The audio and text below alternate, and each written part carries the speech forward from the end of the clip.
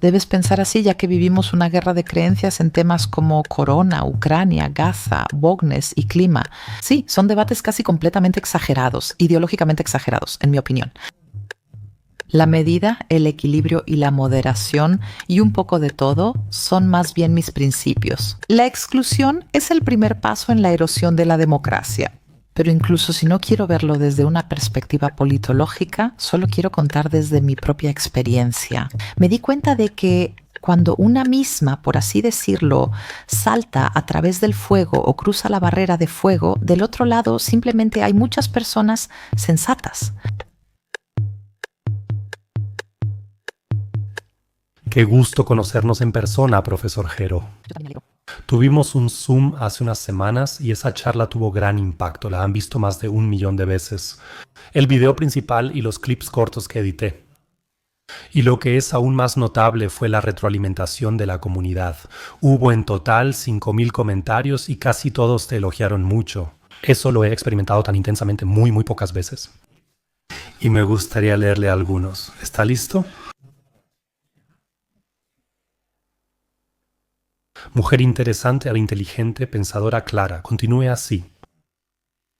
Gracias, señora Jero. Usted expresa lo que muchos piensan. El último paso fuera de la fábrica de consensos es muy arriesgado. Tiene más partidarios de los que piensa. Señora Jero, siga firme. La necesitamos. Gracias por su análisis y espíritu independiente. Alta inteligencia analítica, excelente elocuencia, notable atractivo. La señora Jero podría ser el prototipo de mujer ideal en cualquier momento. Y para celebrar un poco esto y porque la comunidad está tan entusiasmada, hemos preparado una pequeña sorpresa para usted. Felicidades por su cumpleaños. Hace 4 semanas cumplió 60 años. Y muchísimas gracias por avanzar con tanta determinación y entusiasmo y al final darles una voz a los que no la tienen allá afuera. Usted es necesario. Y por eso quería agradecerles primero a nombre de Meet Your Mentor, a nombre de la comunidad.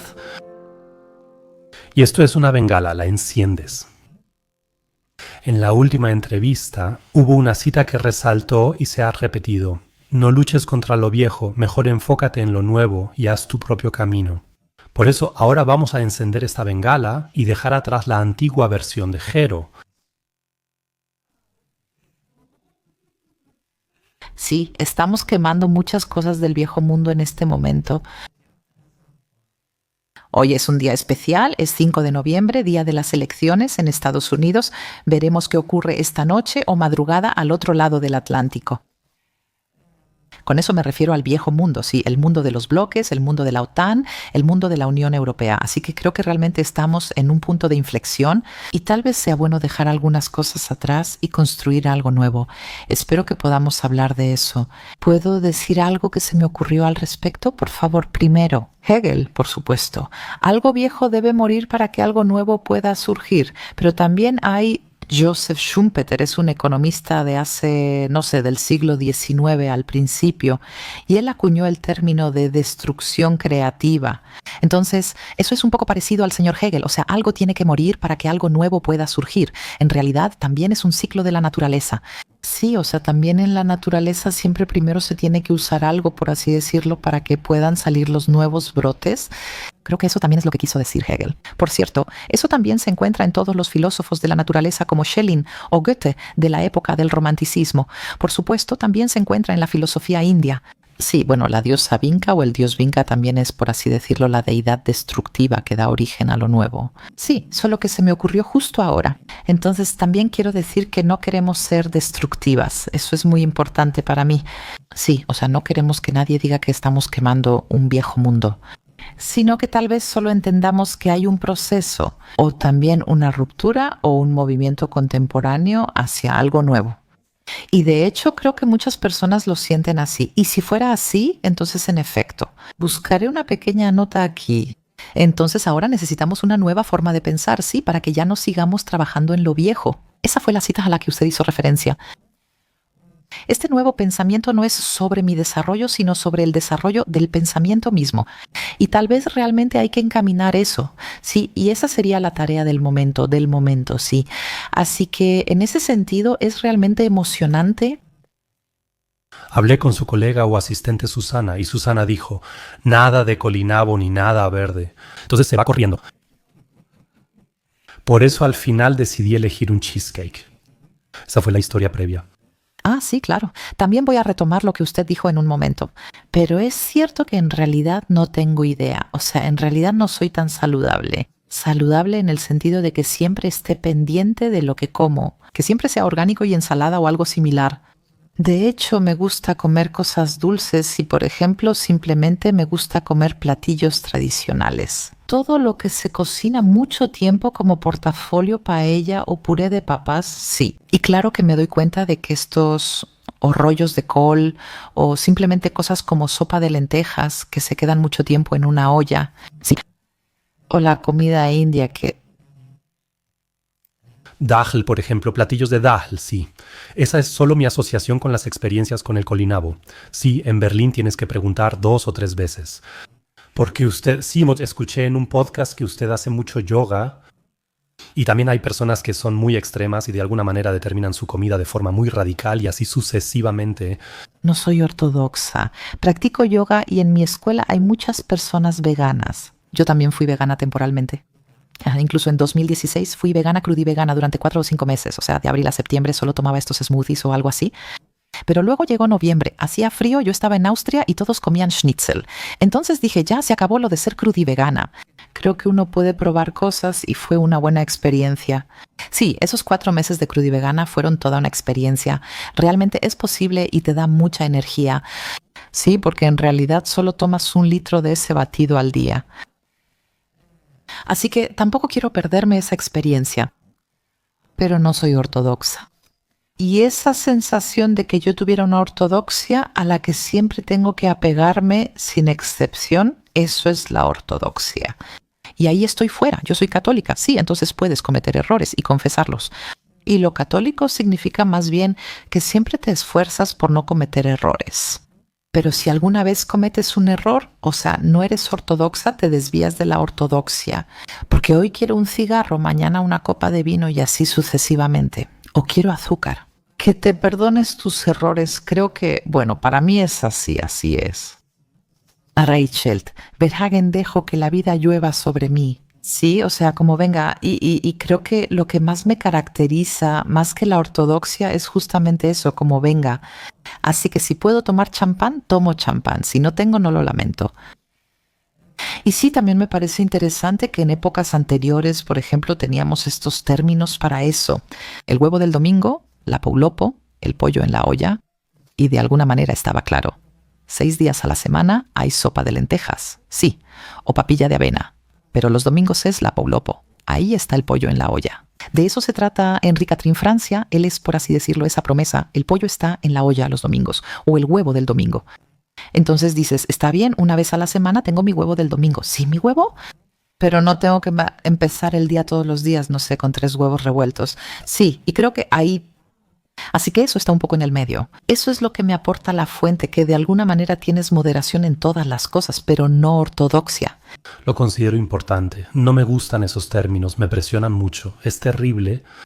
Terrible es de algún modo inhumano. Sí, y la ortodoxia es somos.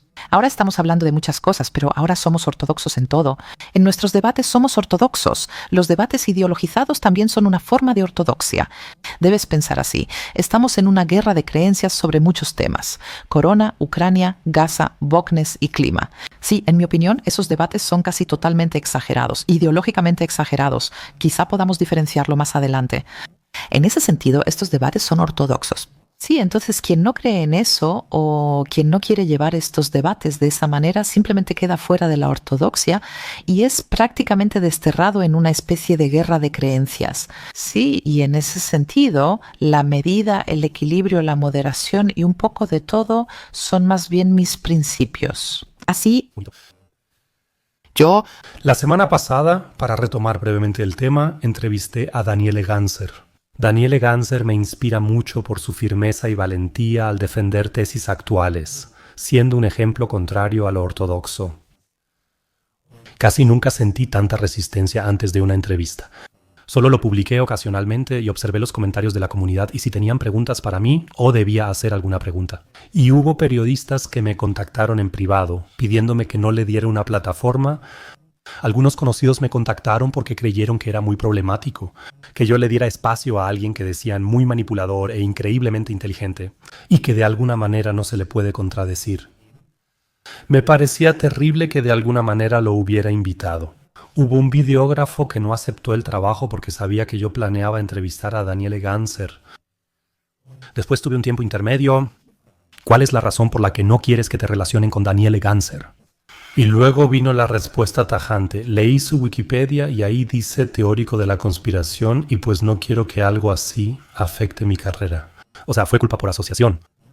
Y me di cuenta de que los métodos de la fábrica de consenso realmente tienen efecto, porque hay personas que leen teórico de la conspiración, que leen medio alternativo. Ya no se discute el argumento, solo se fijan en esas etiquetas, se retiran de inmediato y la persona es prejuzgada. Ya lo mencioné en varios videos. Sí, fábrica de consenso y también el discurso libre de dominación de Habermas. De acuerdo, tiene razón. Además, ¿qué tipo de fuente es Wikipedia? Sí, bueno, Wikipedia es supuestamente una fuente donde se supone que uno debe enterarse de lo que hay que saber sobre alguien. Sí, pero eso tal vez no sea cierto. No he leído mi entrada de Wikipedia desde hace 2 años porque no quiero saber qué dice ahí, porque supongo que ahí hay cosas sobre mí que yo diría, ¿me preguntaron alguna vez? ¿Sí o no?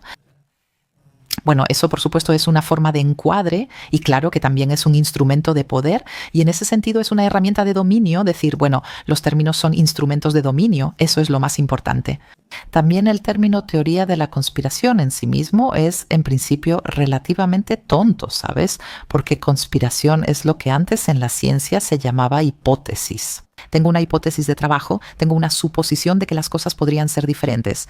Sí, y tengo una sospecha, es legítimo tenerlas. Entonces, si usted es de la brigada de homicidios y le dicen, ahí está el asesino, él tenía el mejor motivo o algo así, normalmente suele ser así. Todo agente de policía lo sabe, que uno dice, bueno, al que no sospecho de primera mano, sí, como sea, o sea, la brigada de homicidios investiga en todas las direcciones y frecuentemente la persona sospechosa al inicio no es el asesino. Sí, así es eso. Solo para decir que el término suposición, el término hipótesis, fue sacado del discurso y en su lugar se puso el término teoría de la conspiración. Y eso es una herramienta de poder, ¿no? Igual que los términos negacionista del coronavirus o pacifista de pacotilla, son conceptos que se usan para desacreditar a las personas, para que uno ya sepa de antemano. Con esa pacifista de pacotilla no hablo, o con esa negacionista del coronavirus no hablo. Y esos términos son herramientas de poder establecidas. Y creo que realmente hay que ir más allá. Sí, o sea, creo que la tarea es justamente ir más allá. Mencionó el muro de contención y la culpa por asociación. En los últimos 2 años he adquirido mucha experiencia y aprendí que cuando una se anima, puede hacerlo. Así que realmente, ya sea en el sentido humanista o cristiano, simplemente conocer a la persona, mirarla a los ojos y darle la mano. Sí, entonces normalmente pasa algo. Así que el llamado para todos solo puede ser, atrévanse a cruzar el muro de fuego, sí, y verán que no se queman. Bueno, aparte de que ahora podríamos hablar desde la ciencia política sobre que los muros de fuego son en realidad contrarios a una democracia, sí, o sea, la exclusión es el primer paso hacia la erosión de la democracia. Pero aunque no lo considere ahora, quiero enfocarme en la ciencia política y hablar desde mi experiencia. En los últimos años muchas cosas han cambiado para mí y he visto todo de forma diferente. Y también fui excluida y me vi involucrada en la culpa por asociación. Y también tengo una mala entrada en Wikipedia, así que me di cuenta de que cuando una misma, ¿cómo decirlo?, salta o cruza la barrera de fuego, del otro lado simplemente hay muchas personas sensatas y cuando hablas con ellas y les das la mano, pasa exactamente eso. Que una. Decían muchas cosas de ti en el periódico, pero eres muy diferente. Tienes ojos bonitos y dices cosas sensatas. Sí, eso que decían sobre ti en el periódico quizá no sea cierto, ya veo. ¿Por qué tanta gente se impresiona por eso? Sí, me parece muy importante, porque en estos tiempos tan atomizados, el coronavirus nos ha separado mucho. Y donde gran parte de la realidad solo la percibimos a través de Zoom, TikTok y pantallas, es aún más importante. Por un lado, volver a saltar de la realidad digital a la realidad analógica y luego, por así decirlo, saltar mentalmente a través de todos estos conceptos de muro de contención, culpa por asociación y marcos de referencia. O sea, realmente saltar, que uno salga de ahí y diga, este muro de contención es una quimera y voy a atravesarlo y te voy a dar la mano. Sí, y al final, si eres humanista, o como sea, si eres religiosa, solo puedes constatarlo. Todos los seres humanos nacen con igual dignidad y derechos. Eso significa que volvemos a un criterio muy humano para juzgar al otro, y el juicio sobre el otro no es: ¿tienes culpa por asociación o eres populista? ¿Eres negra o mujer? Esos son otros encuadres. Sí, eres diversa y porque eres diversa eres buena, o eres queer y porque eres queer eres buena. Si no eres queer no eres buena, sino que simplemente volvamos a centrarnos en criterios de decencia, honestidad y humanidad. Cualquiera puede experimentarlo en el trato personal, por eso deberíamos entrar en una, por así decirlo, nueva época. También hablamos de rupturas. ¿Qué está pasando en este momento? Creo que tenemos que volver a un nivel muy básico, donde juzguemos al otro por lo que hace, lo que dice y lo que hace, y no por lo que se cuenta sobre él. Oh, Daniel Ganser, culpa por asociación, teórico de la conspiración, pero lo escuchan. Así que eso hicieron, y en ese sentido. Gracias por eso. Y conspiración es el término de los otros. Eso es quizás, o sea, conspiración es un término de dominio de los otros. Sí, eso es muy importante, que no usemos ese término. Aparte de eso, si queremos verlo con un poco de ironía. Tú también, Bruto. Así fue la primera conspiración con César. Traducirlo, que detrás de una llamada conspiración, si lo tradujéramos, es decir, que detrás de ciertos acontecimientos históricos hay actores, personas y motivos. ¿Qué otra cosa es la historia? ¿En serio pensamos que la historia ocurre por azar? ¿Que la guerra en Ucrania simplemente apareció? ¿Y que de pronto la gente pensó, ahora hagamos la guerra? ¿O todavía podemos suponer que detrás de un conflicto bélico hay una planificación, una preparación, motivos, intereses y actores? Y si analizamos todo esto de manera racional, somos los actores, somos los destinatarios, somos los motivos y así sucesivamente. Entonces nadie puede seguir hablando de conspiración, ¿verdad? O nadie que hable como yo. Quiero entender a Putin, y más aún si quiero la paz. Pero también, si quiero hacerle la guerra, debería entender mejor a Putin. Además, Clausewitz también dijo, entiende a tu enemigo, pero sobre todo, si quiero hacer la paz, tengo que entender a Putin. Entonces nadie puede decir que Giro es una teórica de la conspiración solo porque repite una narrativa rusa.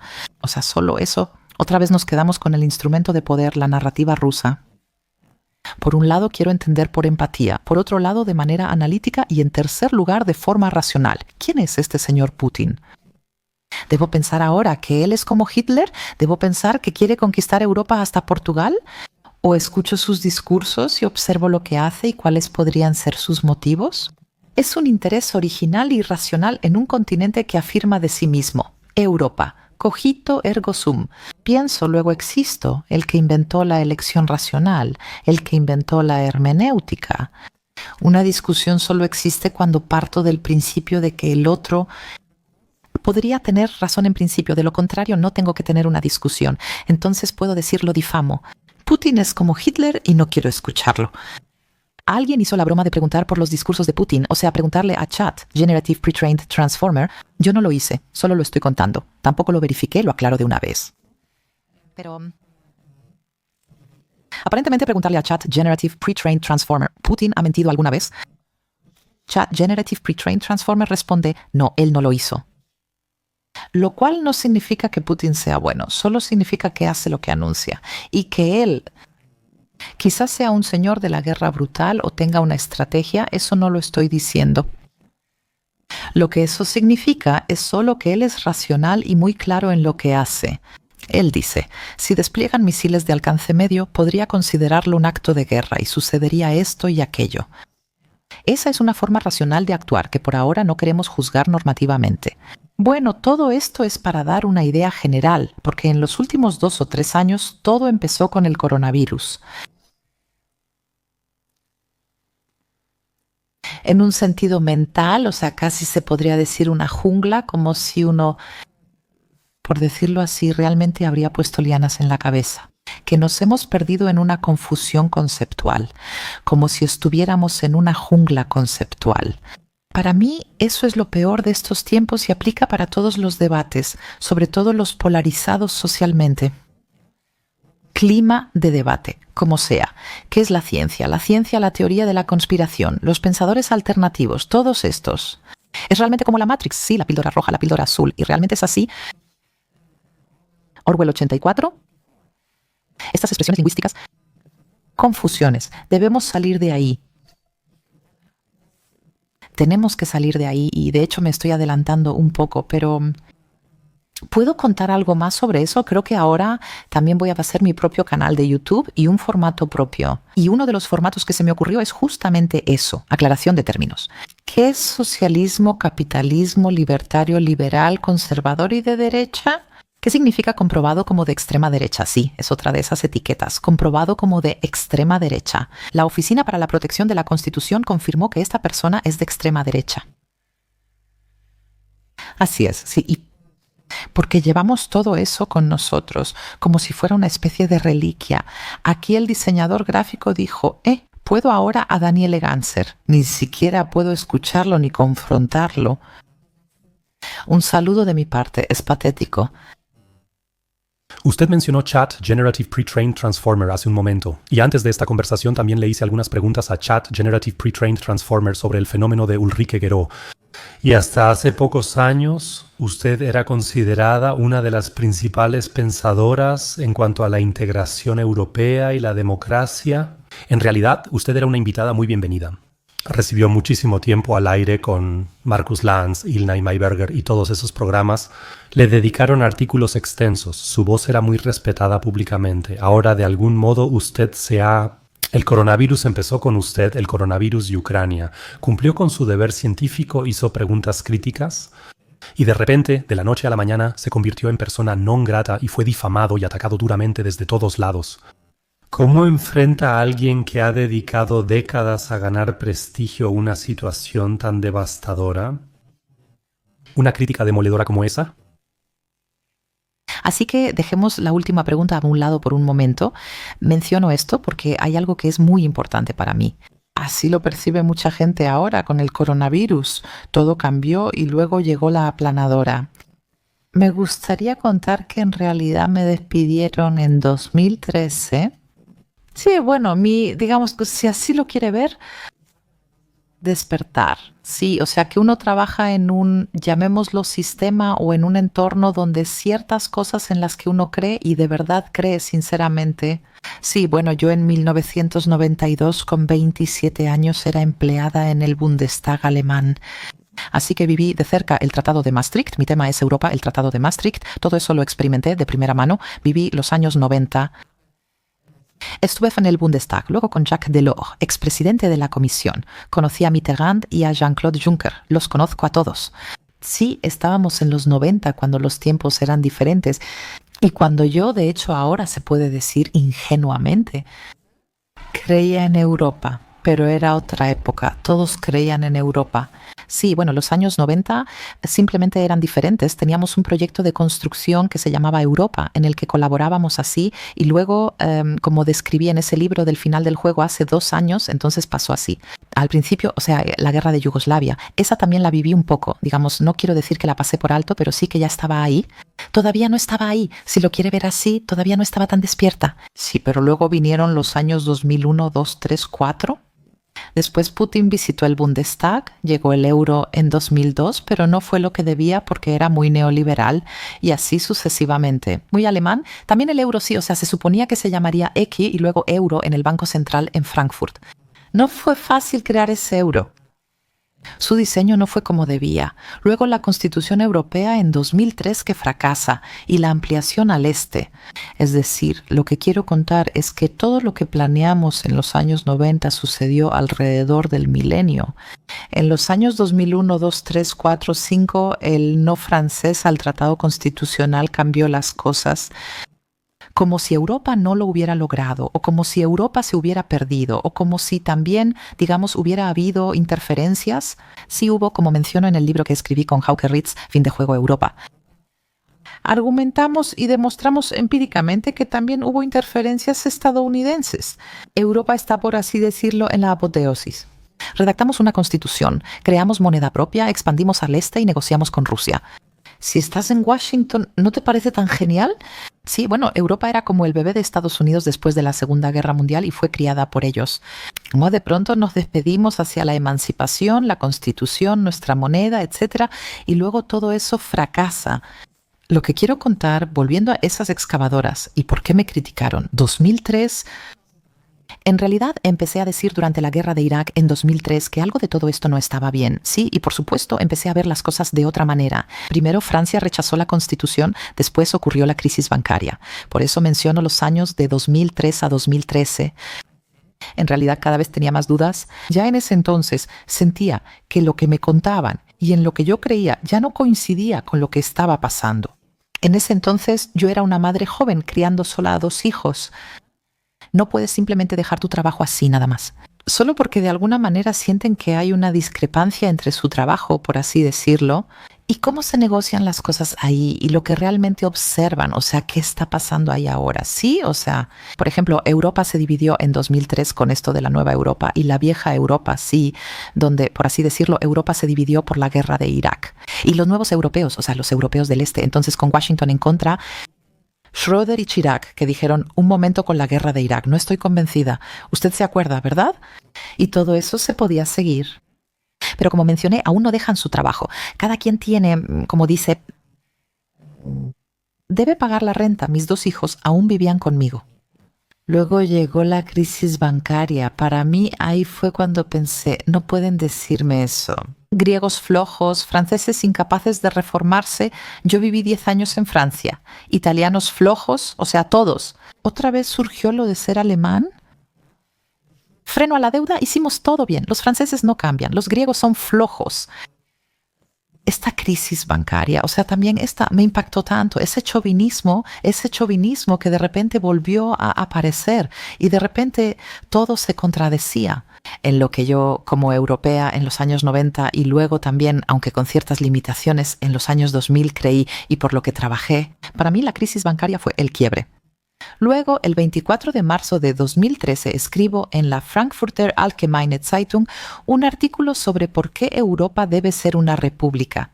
Porque yo vi todo el sistema, esta crisis bancaria, estos diferenciales de tasas de interés, este sistema que básicamente gira sobre sí mismo y le echa toda la culpa a los griegos flojos.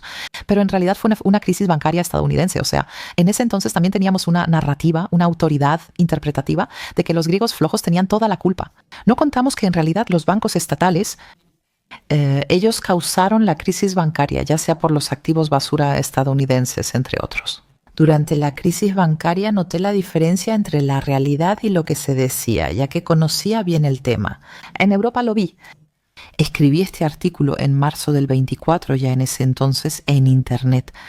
Los comentarios en ese entonces eran muy interesantes. Recuerdo uno, vete crudo a la guillotina. ¿Y tomó LSD cuando escribió eso? Sí, porque la idea era tan loca. La AfD recién se fundó, todos decían que debíamos salir del euro. Yo escribí el artículo opuesto y dije, Europa debe democratizarse y convertirse en una república. 2013, sí. Ese 24 de marzo aún me dejaron escribirlo en la Frankfurter Allgemeine Zeitung.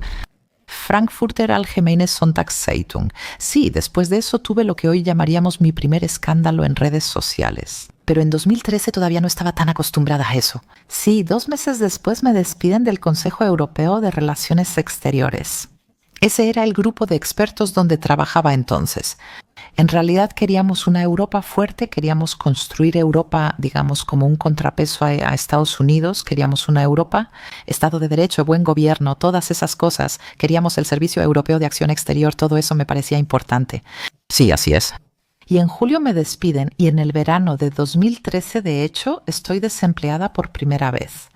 Así que en ese sentido tengo un déjà vu porque básicamente lo que me pasó ahora en 2022 ya me había pasado en 2013. Nadie se dio cuenta, yo no era conocida, fue en una comunidad específica y a nadie le importó, no nos engañemos. Sí, la crisis bancaria se habló en el Handelsblatt, pero a Alice Müller no le interesó, así fue. Y luego, de hecho, estuve 3 años desempleada y en esos 3 años lo que hice básicamente fue que la Unión Europea la deconstruí y dije, chicos, esto no funciona, es un déficit democrático, etc.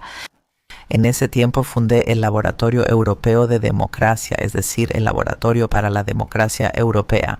Porque eso era, por así decirlo, lo que faltaba, sí, que Europa no es democrática. Con la vara alemana les mostramos a los griegos lo que sea.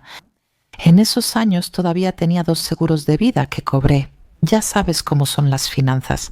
Mis hijos ya se habían ido de la casa, gracias a Dios. En 2013 entonces cobré mi seguro de vida y fundé este Laboratorio Europeo de Democracia. Y desde la perspectiva de hoy puedo decir que fue la mejor época de mi vida.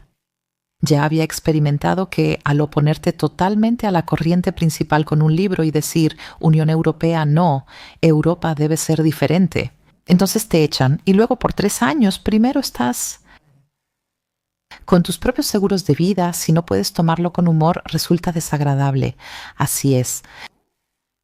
Y si eres persistente, puedes volver. Y en realidad, esa es mi mayor esperanza, que pueda lograrlo otra vez, porque con el coronavirus me quedé fuera por segunda vez. Sí, está de acuerdo con el libro ¿Quién calla sobre el coronavirus? Por cierto, ahora se traduce al italiano y ya fue traducido al húngaro. Por eso el libro quizá no sea tan tonto. Y con respecto al coronavirus, para dejarlo claro rápidamente, sí, o sea, cualquiera que esté atento ya entiende lo que pasó ahí. En el caso del RKI solo tengo que decir que uno puede buscar un poco en internet. La narrativa se está desmontando, hoy en día ya lo sabemos. Estadísticamente, por cierto, la AfD sí, quien alguna vez cruza la barrera hace apenas unos días, realizó una audiencia en el Bundestag, abierta al público, con científicos y datos de la Oficina Federal de Estadística. No hubo exceso de muertes en 2020. Si nos mantenemos sobrias y analíticas, debemos analizar esa narrativa. Seguiré adelante. Fue por este libro sobre el coronavirus que me empezaron muchas personas a notar. Sí, pero en realidad, para mí el libro sobre el coronavirus fue más bien un libro accidental. En realidad, yo me dedico a la integración europea. Simplemente ya no podía soportarlo más, verlo así, y entonces después del coronavirus actué relativamente rápido. Y ahora llegamos al bulldozer. Escribí el libro Fin de Juego Europa en octubre del 22 y fue bestseller. Escribí 2 bestsellers en un año, pero Fin de Juego salió el 24 de octubre de 2022 y una semana después la Universidad de Bonn se distanció públicamente de mí. Con una declaración así, aunque en esa declaración, de manera astuta, ni siquiera aparecía mi nombre, pero todos ya sabían que la Universidad de Bonn se refería a mí, porque en 6 periódicos nacionales como Süddeutsche, Frankfurter Allgemeine Zeitung y así, eso se relacionó conmigo, o sea, todos sabían que era sobre mí. No es común que las universidades se alejen de alguien, menos aún de sus propios profesores, solo por escribir un libro. Eso no es tarea de la universidad. No escribo mis libros por encargo universitario, sino como profesora y en nombre de la libertad científica. Y no los escribo, por así decirlo, por encargo de la universidad. Eso es importante. Eso ya es muy interesante. Un caso interesante, sí, por cierto, también relativamente único en la historia universitaria alemana. Entonces, y después después comenzó eso que usted acaba de llamar bulldozer, después empezó eso. Y eso no fue agradable. Puedo contar 2 cosas que quizás aclaren el contexto. Un contexto es que a principios de agosto, de hecho, me lo señalaron por un buen amigo que, digamos, tiene que ver con servicios. Sí, que me invitó a tomar un café. Me dijo, Ulrike, cuídate. Le pregunté, ¿por qué? No tengo cargo, mandato, dinero ni poder. ¿Por qué cuidarme? Sí, el libro sobre el coronavirus. Ahora viene el del final del juego, ya estaba anunciado. ¿De qué trata el libro del final del juego? Hace un momento ya hablé de la República Europea y ese fue un libro en el que el tema central era decir que el sistema institucional de la Unión Europea tiene que cambiar. Así no puede seguir, tiene que volverse democrático. Y el libro Endspiel, que en realidad es el segundo libro sobre Europa, en el que la tesis central es en el que argumento. En las estructuras transatlánticas actuales, Europa no puede emanciparse. Europa debe emanciparse, porque si no corremos el riesgo de una otanización de la Unión Europea y a través de la guerra en Ucrania, Europa será dividida como continente. Trabajé con el antiguo mapa de Europa.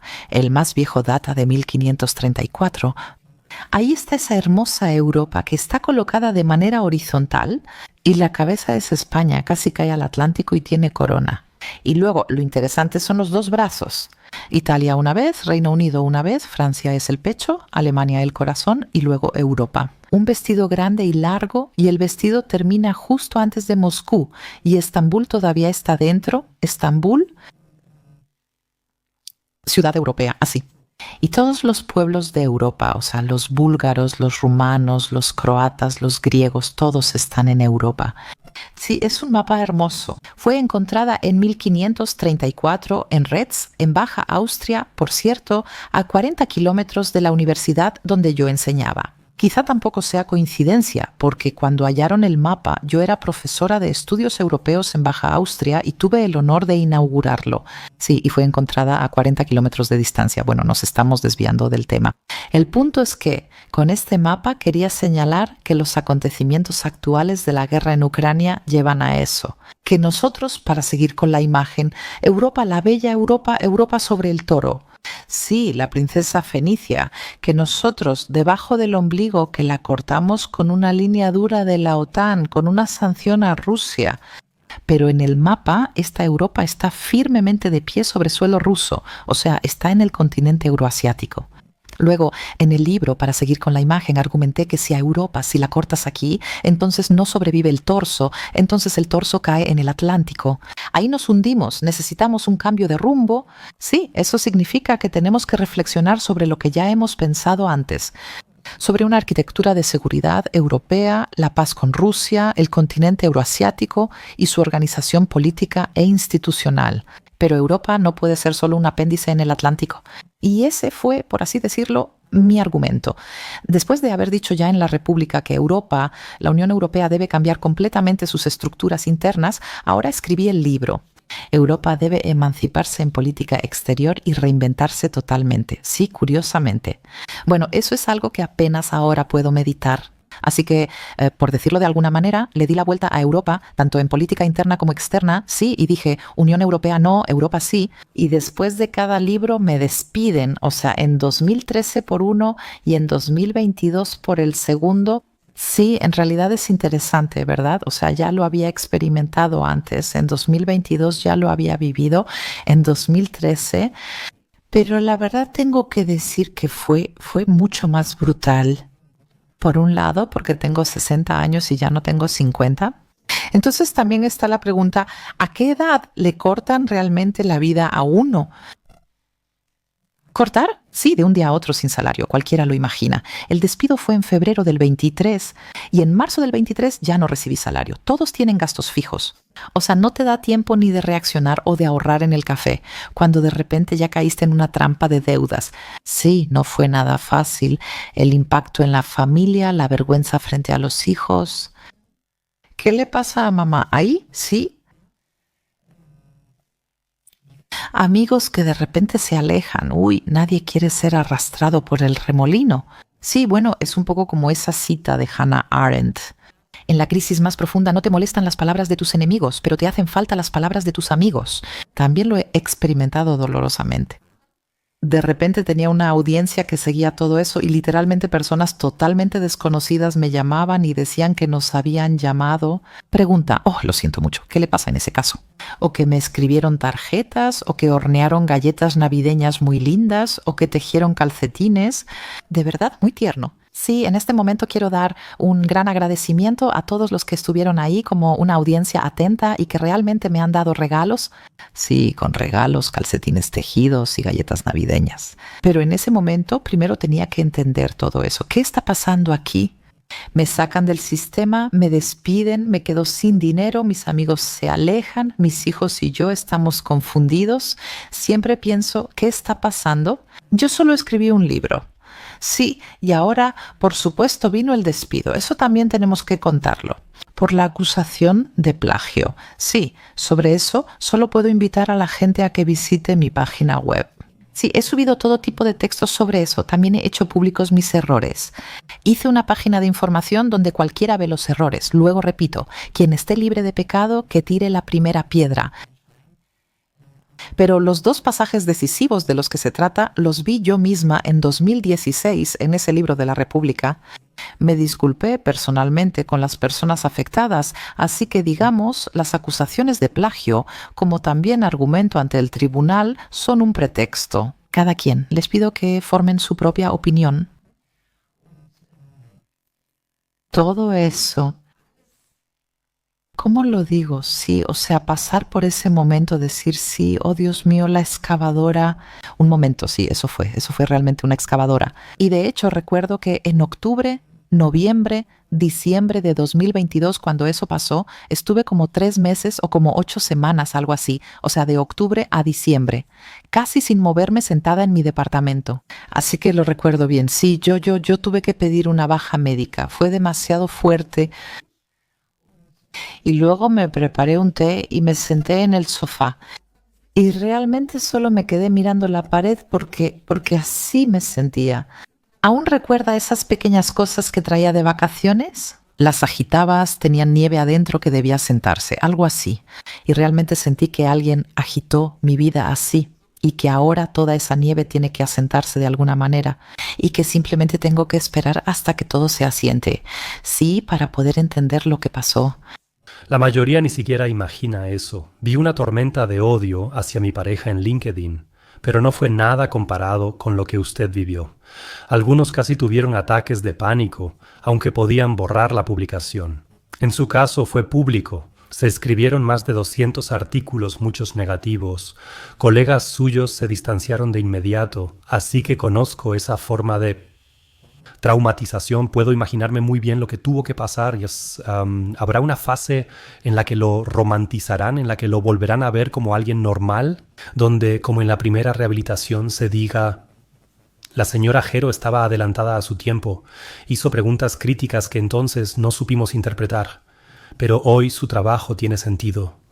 ¿Cree que eso pasará pronto?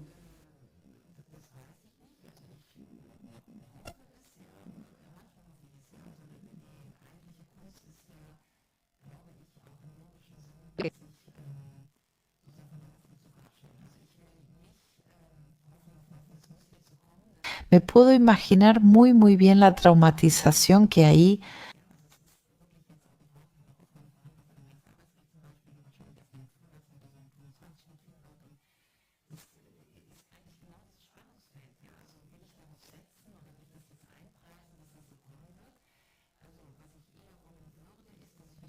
Tuvieron que. Me puedo imaginar muy bien la traumatización que ellas ahí.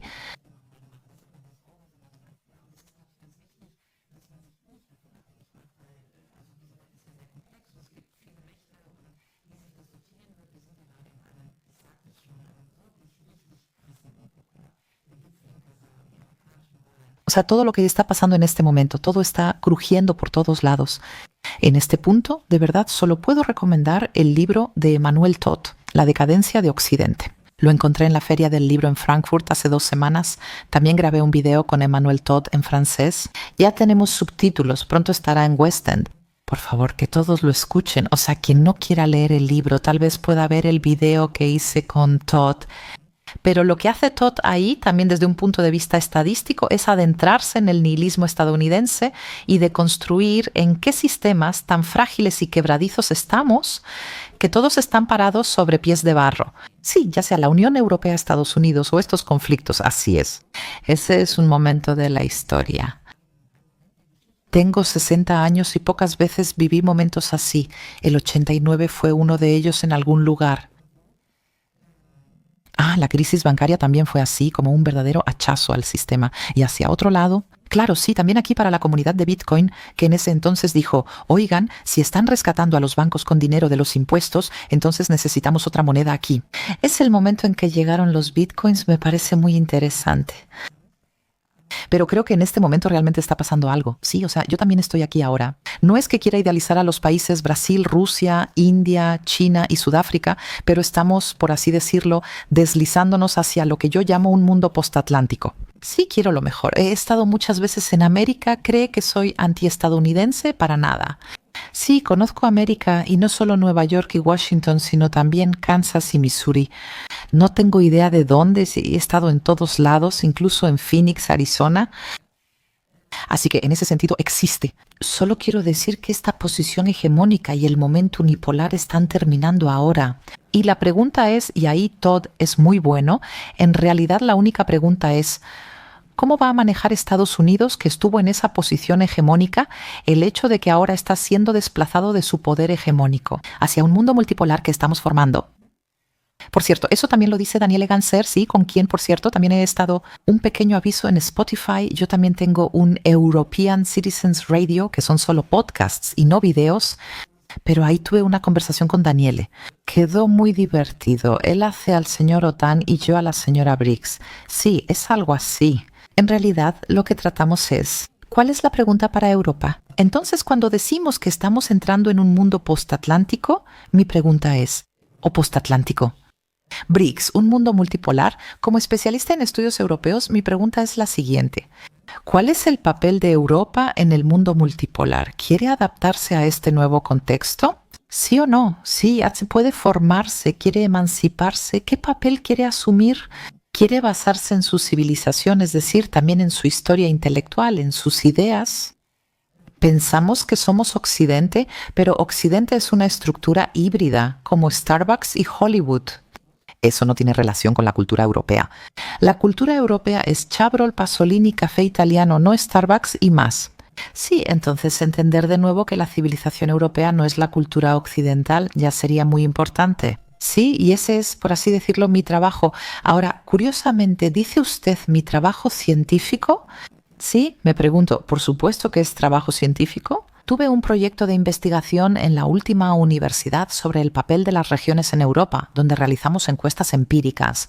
Fuimos a Bélgica Oriental, a Andalucía y a Baviera, y les preguntamos a los diputados estatales, dime, ¿cómo te gustaría verte representado en Europa? Intentamos medir empíricamente la participación regional en la gobernanza de la Unión Europea. Lo pueden ver en www.regiopal. La Unión Europea fue un proyecto de investigación millonario, así que también he hecho investigación. Pero la República Europea es un proyecto teórico y un proyecto normativo. Esa es la pregunta. ¿Queremos una Europa democrática? Si sí, ¿con qué conceptos la definiríamos? El concepto de ciudadano, el concepto de ciudad, el concepto de dignidad, el concepto de república, el concepto de la república. Eso no es, por así decirlo, ciencia en el sentido de números y hechos, sino más bien una propuesta teórica y normativa de ideas. Es decir, al ver este continente pensamos cómo queremos darle forma.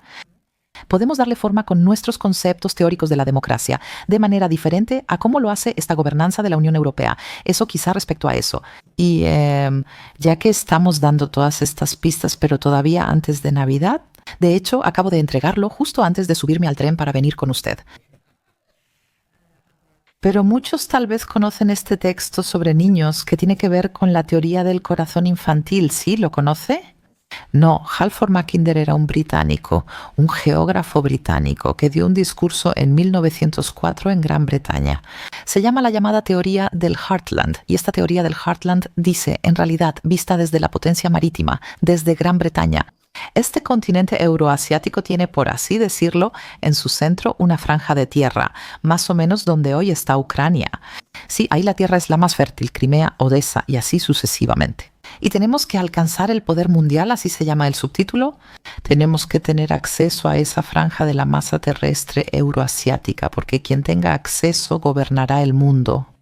Entonces, este texto que ahora es occidental, o sea, un texto anticuado de 1904, otra época, geografía, así es. Pero este, digamos, texto de discurso anticuado de 30 páginas, ahora debo considerarlo con un nuevo prólogo. Y acabo de entregar el prólogo antes de venir con ustedes. Eso se publicará en West End antes de Navidad. Les cuento esto porque se puede trazar una línea roja, como intenté en mi prólogo, entre la teoría del Heartland y lo que pasa en Ucrania. En realidad, ese es el logro. que ahora de repente cuando decimos que el Imperio Británico se trasladó a Washington, porque por así decirlo no lo lograron solos, sí. Y ahora se está accediendo precisamente a ese pedazo de masa terrestre. Creo que el texto es muy actual, al menos en mi prólogo traté de situarlo en el presente.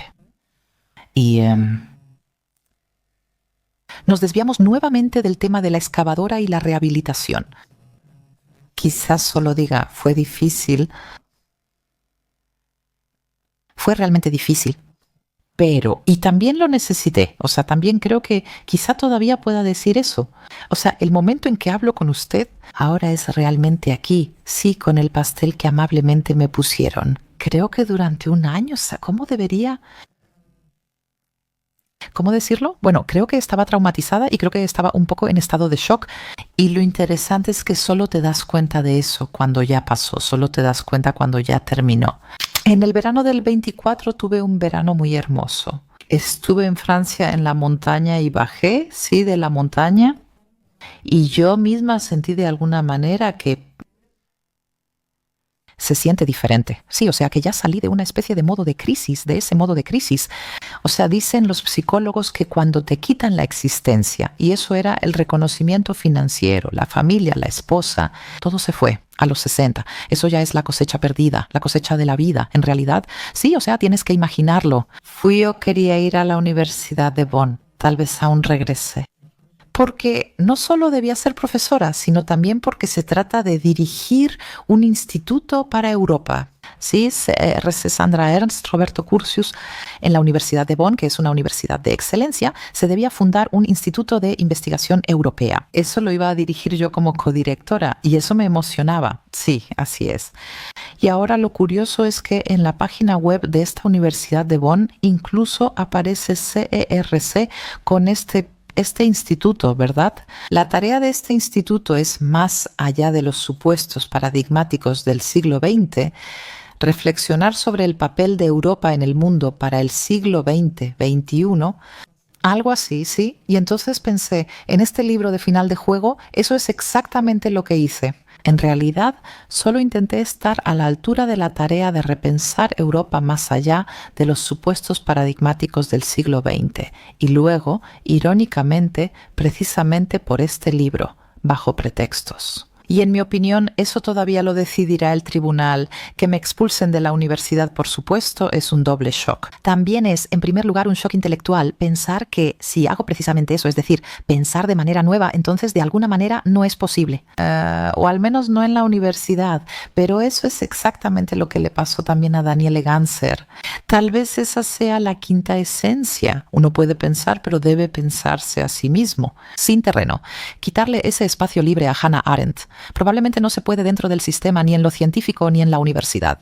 Pensar de nuevo, sino que el nuevo pensamiento tiene que formarse, por así decirlo, afuera, y ahí volverse poderoso y grande. Sí, y probablemente entonces pueda entrar en la universidad. Bueno, creo que ese es el camino, creo yo.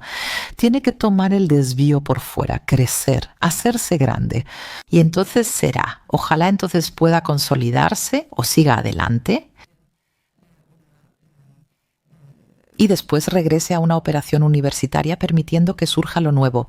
Eso ocurre con cualquier teoría. Disculpa, Galileo Galilei, quien dijo, la Tierra sí se mueve, y luego la Iglesia Católica necesitó 300 años más para llegar a esa conclusión. Entonces, la idea... ¿Y qué dijo Galileo? Él dijo, y sin embargo se mueve. Pero él se retractó, sí, él se retractó de su teoría para no caer en la Inquisición. Y al salir murmuró, pero sí se mueve. De hecho, anteayer soñé que Donald Trump nos llevará a la nueva era tecnocrática junto con Elon Musk. ¿Qué piensa usted al respecto? ¿Es él el hombre adecuado? No soy estadounidense, no voto ahí. Solo me interesan cosas que, como europea, me afectarían si Trump hace X o Y. Para mí, básicamente son 4 cosas. La primera es Ucrania. Eso de hecho salió en la conversación que tuvo Orbán con Gerhard Schröder y Roger Koppel de Weltwoche, que acaba de publicarse. Ahí, al parecer, Orbán habló por teléfono con Trump. Hubo aparentemente una llamada telefónica en la que Trump, al parecer, dijo algo. Si él fuera elegido, terminaría la guerra en Ucrania muy rápido. Digamos que lo hace. Entonces, Yo estaría ahí. Aquí estoy con mi Europa, mi República Europea y mi hermoso mapa de 1534. Digo, maravilloso. Entonces esa frontera de la OTAN se elimina del sistema. Europa vuelve a estar completa. Nosotros, los europeos, buscamos un orden de paz con Rusia. Si no hubiera guerra en Ucrania ni la teoría del Heartland, como europea solo tendría una oportunidad de dar forma política a este continente. Eso es lo que desearía. Por eso desearía que Trump estuviera si cumple su promesa respecto a Ucrania. Con Israel, lamentablemente, la situación es diferente. Trump, en su última presidencia, movió la embajada de Tel Aviv a Jerusalén, lo que fue una provocación. Él se ha expresado claramente sobre Israel, diciendo que ayudará a Israel a bombardear Irán. De todas formas, es un genocidio, Gaza. No he escuchado nada de Trump al respecto. Estoy totalmente de acuerdo contigo. En cuanto a la retórica de Trump, por supuesto, es completamente belicosa. Por otro lado, es poco convencional como político por su biografía diferente, porque tal vez primero fue empresario, tal vez primero fue una estrella de los medios con su programa y llegó a la política con esa ingenuidad. Donald Trump viajó a Corea del Norte con Kim Jong-un para mantener conversaciones. Él fue a Irán para mantener conversaciones allí. Él se sienta a la mesa con las personas, con él no hay muros de separación entre sectores. Y eso, para empezar, debe verse como algo positivo. Y eso que acaba de describir sobre Gaza, en realidad se asocia más bien con la administración Harris-Biden. Y creo que la gente tendría más respeto por Donald Trump. Y tal vez él podría guiarnos más hacia esta nueva era. Esa nueva era ya existe desde hace tiempo. Bill Gates ha hecho que la inteligencia artificial tecnocrática sea peor que la bomba atómica. Y en realidad ya estamos en medio de todo esto. Elon Musk, por ejemplo, probablemente está destinado a guiarnos a esta nueva era, porque usted acaba de hablar mucho sobre un punto de inflexión, que ahora mismo el mundo está en un cambio y así sucesivamente. Eso podría ser el nuevo mundo tecnocrático. Tal vez la retórica de una aplanadora nos lleve más bien a ese nuevo mundo, es decir, que uno se desprenda completamente del viejo de alguna manera y el mundo no se acabó. Bajo Donald Trump, 20 frases hasta 2020. Siempre se dice que si Donald Trump gobierna, el mundo se va a acabar. Ese es el principal instigador de guerras, fascista y nazi. Pero muchas veces le damos a nuestro oponente términos que son totalmente difamatorios para desviar un poco la atención de nosotros. Totalmente, o sea...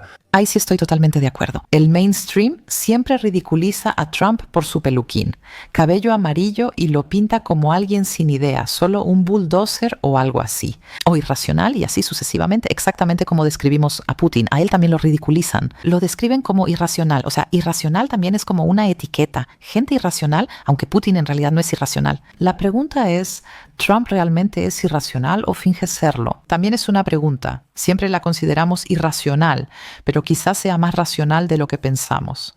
Y solo tiene una gran puesta en escena y en realidad tiene ese carácter de bulldozer que de alguna manera juega con eso. Bueno, esas son todas preguntas. Podemos hablar de eso en algún momento. Estoy totalmente de acuerdo con usted. Creo que también publiqué algo hoy en Facebook. Casas de apuestas, entonces las encuestas cuentan, casas de apuestas a favor de Trump. Entonces también hay una tarjeta electoral de encuestadores e investigadores electorales de Estados Unidos que apoyan claramente a Trump. Así que solo la narrativa de que ahora tenemos una elección reñida, al parecer no es cierta. Al parecer, la ventaja de Trump en las casas de apuestas y con otros encuestadores, o sea, en plataformas independientes, es mucho mayor de lo que se informa aquí en la televisión. No quería dejar mal a Trump, solo mencionar rifles, migración, aborto, Irán, Ucrania y otros 2 temas importantes. Aquí estos... La historia de los bitcoins, o sea, la burbuja tecnológica. Y por supuesto, lo económico, y ahí sí creo que Trump también tiene ese carácter de avance revolucionario. Entonces yo dije, en Ucrania estoy involucrada porque como europea tengo la oportunidad de construir mi república europea. Expresado de forma lúdica. Sobre Irán, solo dije que no está tan claro que pueda terminar esa guerra.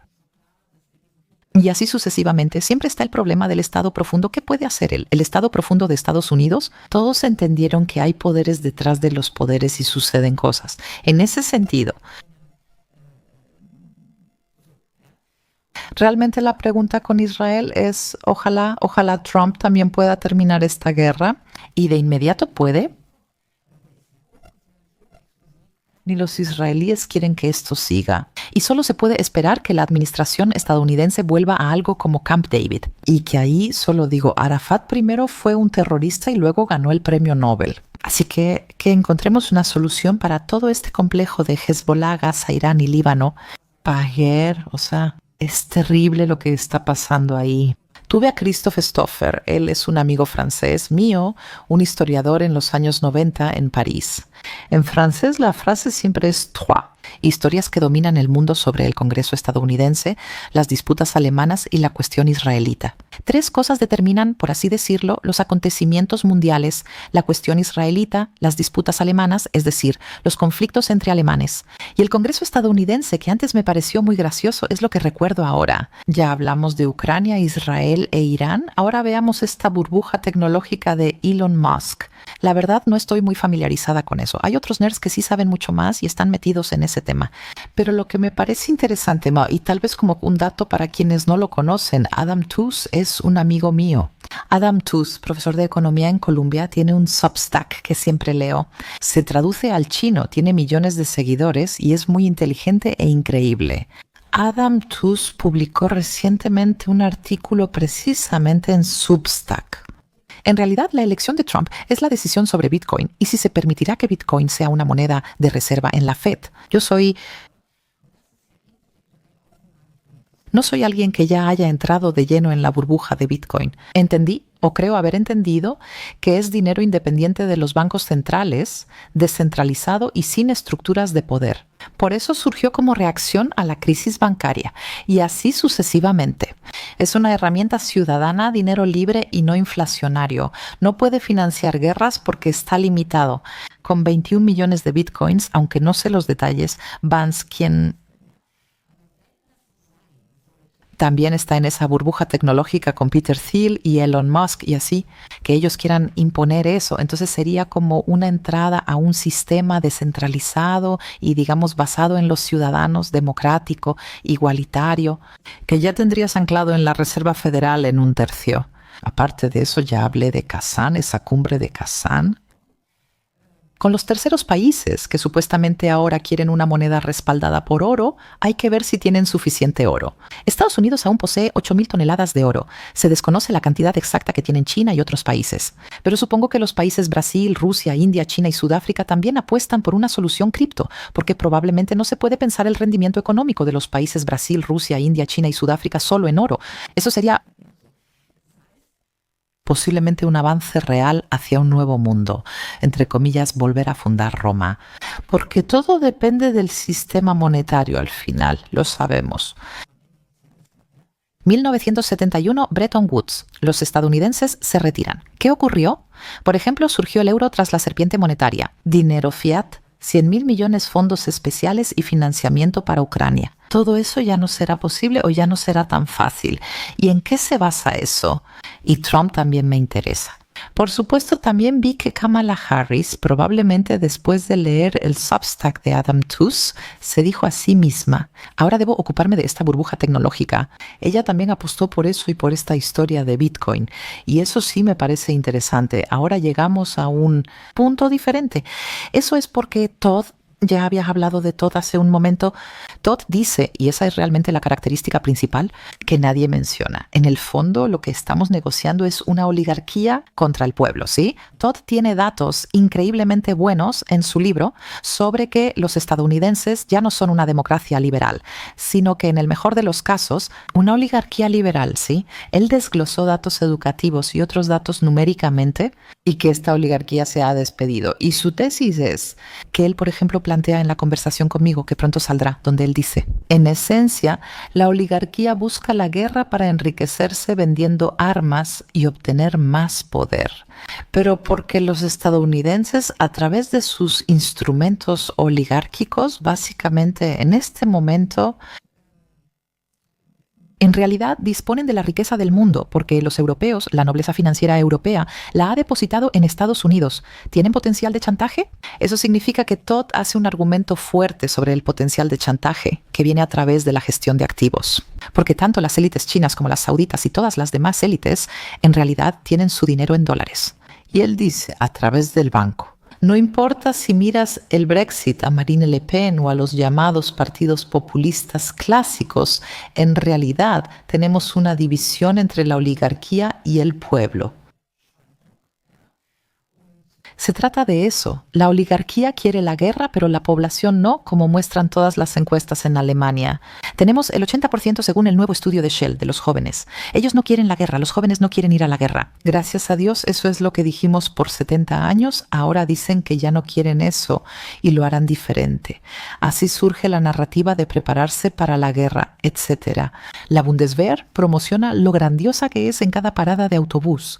Lo que quiero decir con esto es que toda esta historia de la oligarquía de la gente es el gran tema y no se está abordando.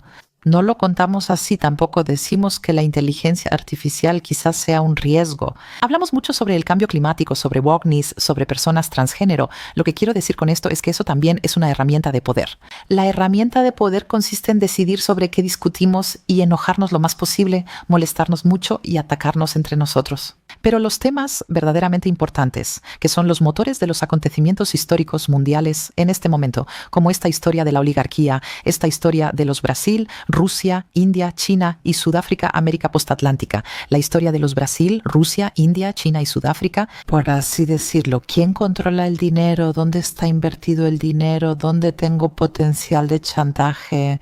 ¿Puede Bitcoin cambiar eso? Esos son los tres temas, más la inteligencia artificial. Como usted dijo, le preguntó a Chat Generative Pre-trained Transformer sobre mí y también surge la duda, ¿de qué se alimenta la inteligencia artificial? Para que Chat Generative Pre-trained Transformer diga exactamente lo mismo sobre mí que todos los demás, esos son los 4 temas. Y de hecho, estoy de acuerdo con usted en que en estos 4 temas se espera que Trump sea realmente un avance en algo diferente. Tampoco diría que eso no tiene riesgos, ni quiero decir que lo quiera idealizar, pero parece que de alguna manera el espíritu del mundo se ha posado justo ahí. Y probablemente lo veremos con Trump en dimensiones completamente diferentes que con Kamala Harris. Mencionó las fuerzas oligárquicas detrás de Donald Trump. ¿Cómo debemos imaginarlo? ¿Solo revisa el libro de Todd? Sí, pero se trata simplemente de entender que la mayoría de las personas en el Congreso son simplemente multimillonarios. Es control de patrimonio, como bien dice Todd. Entonces, ¿dónde están realmente estacionados? ¿Y cómo se chantajea a la gente? Eso ya es distinto. Antes, no sé, uno tenía una pequeña cuenta en Suiza si era un francés rico. Hoy en día son las Islas Panamá, o como se llamen. Lo que él describe es interesante y por eso, sobre el fenómeno Trump, ¿quién lo elige? No lo eligen las mujeres, existe una brecha de género en las elecciones. Trabajadores de cuello azul, sí. La pregunta es, como ya mencionamos con Israel-Irán, por Gaza él obtiene el apoyo de las minorías étnicas, que tal vez reaccionan de manera sensible a lo que está ocurriendo con la limpieza étnica en Gaza. Creo que esa es una pregunta importante. Sí, pero también se podría suponer que algunas de esas minorías de color, esas minorías, algunos trabajadores de cuello azul, se van con Trump. Por lo demás, él tiene, por supuesto, a estos trabajadores de cuello azul, o sea, al clásico, por así decirlo, hombre estadounidense que ha sido desplazado, básicamente. Y la pregunta, por supuesto, ahora también es mirando hacia la democracia que está detrás frente a las fuerzas oligárquicas. ¿Dónde se va a posicionar realmente Trump, digamos, en la política económica? La verdad es que eso todavía no me queda claro. No lo entendí bien. Él ya es multimillonario, así que la pregunta es si solo cambiaremos un grupo de multimillonarios por otro. Hunter Biden y todo el aprovechamiento personal de Ucrania, todo lo que sucedió allí.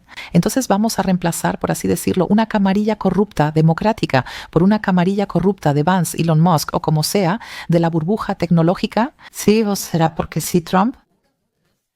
Aún no lo entiendo. Debo releer a Adam Tooze para ver si menciona algo al respecto. ¿O será que nosotros, porque Trump al menos representa la imagen de los desclasados, a quienes él quiere darles una voz, a quienes ahora, los que no están o que están en contra de Washington, los que están en contra de ser gobernados por alguien? Ahora también hubo esa canción en internet, no recuerdo exactamente, donde ese tipo se paró así. Gente del norte de Virginia, esa fue realmente una canción muy conmovedora. Ahí se pone alguien como uno se imagina al estadounidense country, se para con una guitarra y canta una canción la gente del norte de Virginia. Con eso se referían a Washington y su complejo, es decir, The Beltway. Yo misma viví ahí, ya sé lo que es el Beltway, viví en Mass Avenue, o sea, en DuPont Circle. Es prácticamente cada edificio, por así decirlo. Ahí es donde pasa todo. Y cuando vas a comer ahí al mediodía y ves a la gente, realmente es como una comida especial. Lo que Todd acaba de decir es que este Beltway, digamos, estos de Washington, llamémoslos la camarilla. ¿Argumento qué? Lo que Todd está defendiendo. Estas élites ya no tienen conexión con el país y se preguntan qué es bueno para el país y para sus ciudadanos. Y que estas élites ya tampoco tienen responsabilidad por el país. Él afirma que Todd hace el cambio en 1965 y que es hasta ese año. Entonces, los que todavía tenían, las élites, primero conocieron un sistema fiscal en el que ellos mismos pagaban 70 u 80% de impuestos. Todo eso ya lo hemos olvidado. Que por así decirlo, hasta principios, mediados o incluso finales de los años 70, los estadounidenses ricos pagaban casi el 70 u 80% de impuestos. Eso hicieron los ricos. Hazlo por tu país. O, por ejemplo, también enviaban a sus propios hijos al ejército. Actualmente el ejército está privatizado y suelen pagarles a soldados negros para hacer el trabajo sucio en algún lugar. La clase oligárquica súper rica se ha ido a algún paraíso fiscal. Eso significa que en realidad es el concepto de democracia simulada, y porque una oligarquía liberal ya no es una democracia liberal. Y entender eso es, por así decirlo, el problema. Nos hemos acostumbrado, incluso en Europa, a que Estados Unidos sea el buen papá y la gran democracia liberal. Siempre tienen buenas intenciones y nos han protegido. Y las cifras que nos presenta Todd nos dicen en realidad los estadounidenses en los que piensan o los que vemos ya no son los que ustedes imaginan. Es como en Alemania, donde creemos ser el milagro económico, aunque hace 30 años que no lo somos. Igual, Estados Unidos ya no es el país que pensamos. Aún lo creemos más. Sí, Kennedy, Clinton, lo que sea, you can do it. El mito de Rockefeller, puede ser millonario empezando como limpiabotas. Todas esas historias ya han sido completamente deconstruidas. Y la pregunta para mí es realmente si Trump, más allá de la burbuja tecnológica y más allá de terminar la guerra, y lo que acabamos de discutir, si él tiene una intención honesta, por así decirlo, de reparar la democracia y salir él mismo de la burbuja oligárquica, e incluso si tuviera esa intención, supongamos que dice, yo soy el representante de la clase media blanca, de los trabajadores de cuello azul, y que él lo es entonces. Entonces la pregunta es, ¿quiere hacerlo o ya es así? Es multimillonario y está muy endeudado. Ellos intentan abrirle camino con distintos procesos judiciales.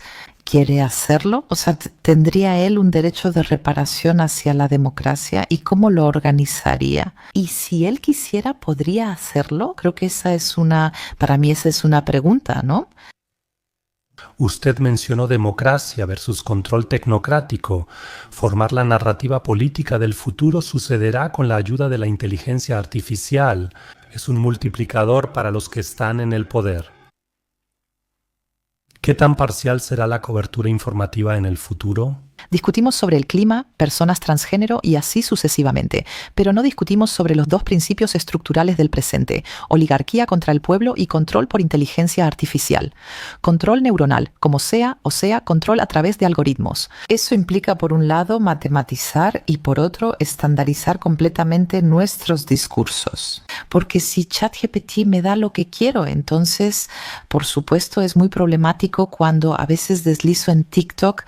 No se trata solo de ChatGPT, sino que ahora ChatGPT hace logotipos o lo que sea que todos hacen. Eso realmente ya no se puede superar en cuanto a estandarización. Por ejemplo, yo ahora quiero lanzar mi propio formato en YouTube y lo llamé Esprit Europan. ¿Sí? Espíritu europeo. Porque creo que eso es lo que falta. Entonces le pedí a ChatGPT, diseña una imagen para el espíritu europeo. Recibí una imagen totalmente absurda. ¿Dónde está todo? ChatGPT entendió. Mujer, toro, estrellas, azul. Y la imagen se veía tan artificial que pensé, bueno, gracias a Dios así. Y luego le pregunté a una amiga de Neus que pinta acuarelas muy bien. ¿Me puedes pintar un pequeño logo? Esprit Europan, ella me hizo un logo muy lindo. Entonces lo que quiero decir es que la pregunta realmente es ¿qué alimentamos? ¿Y qué es lo que sale de eso? ¿Y cómo se normalizan los discursos? Yo diría que ya estamos en el 84, o sea, tenemos todas las características de esa novela de Orwell, o sea, el Ministerio de la Verdad, la distorsión del lenguaje. La distancia es la nueva cercanía, la paz ahora es algo malo, entender también es malo, pensar es malo, cuestionar algo es malo. Eso significa que nos deshacemos de nuestras estructuras de pensamiento, eso es lo más importante, nos deshacemos de nuestras estructuras de pensamiento. ¿Qué realidad percibo? Entonces, si ahora Meta también viene con estos lentes, la atracción hacia otra realidad va a ser enorme. Y creo que eso es precisamente lo que se avecina ahora. Está en el aire y de alguna manera tendremos que atravesarlo. Así que yo estoy muy de acuerdo. La tecnología no se puede detener. Hagámosla una herramienta y usémosla. Especialmente al hablar de tecnología, de Internet, control de interpretación, etc. Si queremos usar eso y no queremos volvernos dependientes de ello, o sea, no queremos caer en la dependencia ni creer ciegamente lo que ChatGPT me imprime o me escupe, entonces necesito a mí misma, mi razón, mi intuición, mi sentimiento, mi sentido del tacto, mi mundo, o sea, mis ojos en el mundo. Eso significa que necesito una referencia analógica. Y mientras más me deslizo, por así decirlo, hacia el mundo digital de la inteligencia artificial, más se me presenta una realidad que ya no puedo comparar de manera analógica. Eso ya me parece peligroso. Veamos ahora otras cosas distintas. Nos hemos acostumbrado a que todo sea bonito y que Internet siempre suavice las cosas. Entonces ahora yo misma veo mis propios videos, me veo y pienso, tienes una piel tan bonita. Por la noche frente al espejo, al desmaquillarme. Ya no estamos acostumbradas a ver cosas que no sean bonitas. Todas estamos con Botox, las superficies están súper lisas. O sea, todo siempre es bonito.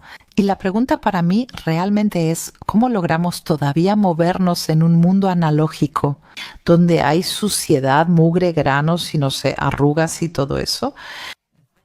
¿Qué nos pasa con eso? Que tenemos una ruptura, que ya no podemos o no queremos ver el mundo, la realidad tal como es, porque siempre necesitamos tener una superficie encima, una digital que me normaliza, armoniza y suaviza, entre otros efectos. ¿Qué nos pasa? O sea, ¿qué nos pasa que ya no somos capaces de enfrentar la realidad? Esas son preguntas filosóficas importantes que tampoco podemos responder, pero eso sí me parece interesante. He aprendido mucho de Todd y me he beneficiado de él. Lo que dice Todd es, estamos en un estado de nihilismo absoluto porque básicamente, sobre todo nosotros como Occidente, el llamado Occidente de los valores o del consumo lo ha llevado todo al extremo. Todos tenemos como una especie de mal presentimiento de que ahora entendemos que así no podemos seguir. O sea, ahí hemos fallado completamente.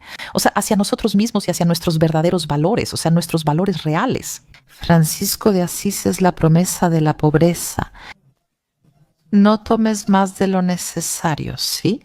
Así, toda esta espiral de consumo actual no tiene mucho que ver, por ejemplo, con los valores europeos. Y Todd dice, el nihilismo en el que estamos nos impulsa a no tener que percibir la realidad y a ir hacia la irracionalidad. Porque de lo contrario tendríamos que admitir nuestro fracaso de una manera brutal. Y eso es algo que nosotros como Occidente no podemos hacer en este momento. Y creo que es un argumento muy importante porque Todd dice, en ese momento corremos el riesgo de que la irracionalidad se convierta en el motor de la historia. La irracionalidad impulsa la historia. Y tiene que ver con que tenemos que negar completamente la realidad. Y empezamos hablando de ChatGPT. Eso significa que la negación de la realidad comienza cuando ya no quiero percibirla. Con mis sentidos estoy en mi juicio. Aquí eso significa que la mesa está caliente, el TSH sigo en mis cabales. Sino que confío en una máquina a la que le digo, escúpeme esto y aquello, luego la máquina lo escupe y además creo lo que la máquina escupe. Así que yo diría que no hay nada más lamentable para una civilización y ahí radica, por supuesto, el peligro, lo cual no quiero negar, que uno espera, por así decirlo, que esta superinteligencia, o sea, ¿es realmente inteligencia o solo una supercomputadora? Bueno, incluso inteligencia artificial, ya la palabra lo dice. No veo por qué una computadora sería inteligente, sigue siendo una supercomputadora que la mayoría de las veces no es inteligente. Así que ahí también tenemos el lenguaje como un instrumento de poder, porque hablamos de inteligencia artificial. Y ni siquiera cuestionamos si esa cosa es inteligente o tal vez sumamente irracional. En mi opinión, es una supercomputadora que tal vez podamos y debamos usar para diferentes cosas, pero que en caso de duda no es razonable. todas estas cosas. Y al parecer ya no las abordamos de manera filosófica. Por eso, en realidad, esos son los temas que deberíamos discutir si queremos tener una... Ahora estoy viendo mi propio libro, si queremos seguir siendo una democracia, porque una democracia no es algo mecánico, una democracia es la interacción entre personas. Las personas, por definición, no son de elección racional, sino que son personas, cometen errores, fracasan, se enferman, son esto, son aquello. Así que, en todo caso, estamos en la humildad ante la creación y definitivamente no somos perfectas. ¿Sí? Ahí es donde empieza todo. La máquina pretende ser perfecta, tener respuestas perfectas, pero nosotras, como personas, no somos perfectas. Eso significa que esta interfaz entre humana y máquina es sumamente problemática para un proceso democrático. ¿Queremos entregar nuestra democracia a la máquina y afirmar que ChatGPT siempre tendrá la solución correcta? Solo diré, oh, Lala, me retiro al convento. O bien, pensamos en cómo los conceptos centrales del diseño democrático como el ciudadano, la ciudad, la dignidad, el individuo y así sucesivamente pueden ser preservados en un proceso controlado por máquinas. Para mí esas son preguntas que no están definidas en absoluto. La atracción hacia la máquina es fuerte, especialmente en las generaciones jóvenes, pues incluso un niño de 3 años usa un iPad mejor que yo. Además, si esto sigue así, en poco tiempo tendremos generaciones que ya no tendrán ninguna experiencia de vida analógica. Eso es súper importante. ¿Cómo le daría esperanza a un joven ahora? Porque él llega a este mundo estandarizado, no conoce nada más que el mundo digital. Yo hice algunas encuestas en ese entonces. En 8º grado, los jóvenes tienen un consumo de celular de 10 horas fuera de la escuela, más las 4 horas que tal vez se suman de clases digitales en la escuela. Y tal vez eso también es una cuestión generacional porque usted probablemente todavía experimentó otro mundo allá afuera, de manera táctil, de alguna forma lo vivió. ¿Y cómo se puede encontrar un buen equilibrio ahí, ¿no? ¿Cómo se les puede dar esperanza a los jóvenes? Porque realmente solo conocen lo tecnocrático. La esperanza siempre es lo último que se pierde, ¿verdad? Y, por así decirlo, la historia de la humanidad siempre ha sido sobre esperar, soñar, creer. Sí, eso para empezar. Y eso en realidad ya lo es todo. Esperar, soñar, creer. Hans Jonas, la esperanza muere en ese momento, cuando dejamos que nos quiten la vida. Entonces también nos quitamos ese espacio utópico, que es lo humano, el espacio utópico. Esperamos, soñamos, deseamos. Tenemos un espacio utópico del que intuimos que no lo vamos a alcanzar, pero siempre nos esforzamos. Sí, pero eso es distinto a que una máquina dé una solución. Por eso creo que la esperanza, los sueños y los deseos humanos son diferentes. Debemos seguir ahí. Intuyo que así será. Entonces, mi frase en este momento de la conversación siempre es la frase de los indios Hopi. Una vez un jefe Hopi me la compartió. El mal contiene en sí mismo las semillas de su propia destrucción. El mal contiene en sí mismo la semilla de su propia destrucción. Entonces, yo creo que todo este metaverso digital es complejamente mecánico. No estoy diciendo que eso vaya a pasar mañana, ni que no sea peligroso, no estoy diciendo nada de eso, o que no podamos usarlo también, tampoco estoy diciendo eso, sino que eso es de hecho la dialéctica de Hegel. Cuando un sistema es demasiado autoritario, masivo, ortodoxo o mecánico y se espera que encajemos en él como personas. Entonces, simplemente confiaría en que demasiadas personas se darían cuenta de eso y no participarían. Eso no significa que no deban usar Internet. Podemos encontrar soluciones para algunas cosas con él. La inteligencia artificial probablemente pueda hacer algún diagnóstico de salud mejor que algún médico que pueda equivocarse. El peligro es que al entrar a Internet, la inteligencia artificial está en todos lados. O sea, ahora con cada algoritmo ya se puede sentir, o sea, yo todavía puedo sentirlo cuando lo enciendo ahora. Así es como me lo muestra ahora. O sea, realmente tienes la sensación de que nuestro cerebro está siendo guiado como por una pista de esquí. No, ahí está la pista de esquí, ahí es a donde debes ir. Y mi esperanza sería realmente que la gente simplemente lo sienta. Y en ese sentido, ¿dónde está la esperanza? La esperanza está en que volvamos a aprender a sentir y que sobre todo aprendamos que el sentir y la intuición son el motor de la existencia humana, ¿sí?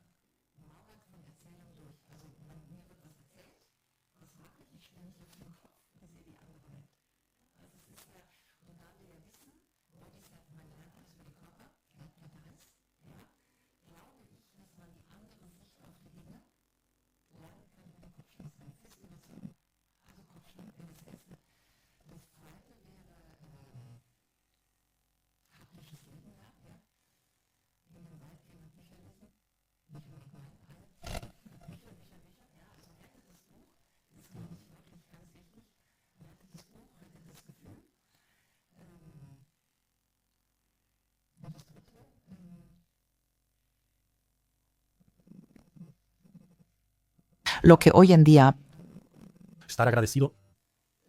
siempre, humildad, gratitud y disciplina. Nunca antes habíamos tenido eso, pero sí esperanzas, sueños y deseos, lo cual es importante.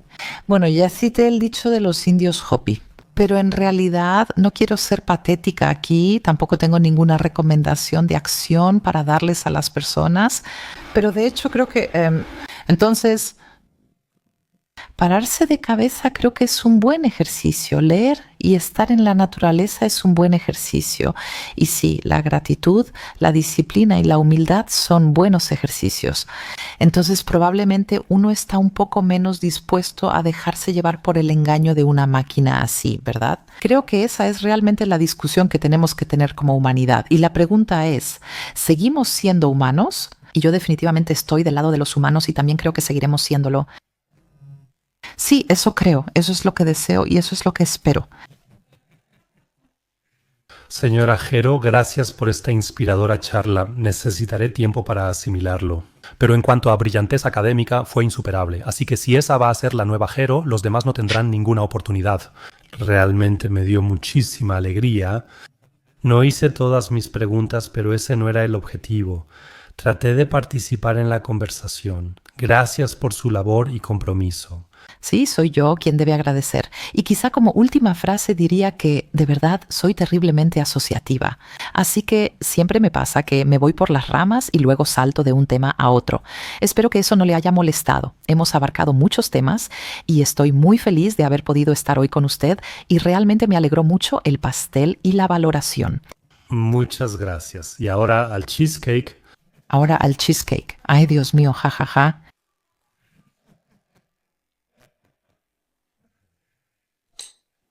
Gracias. Gracias.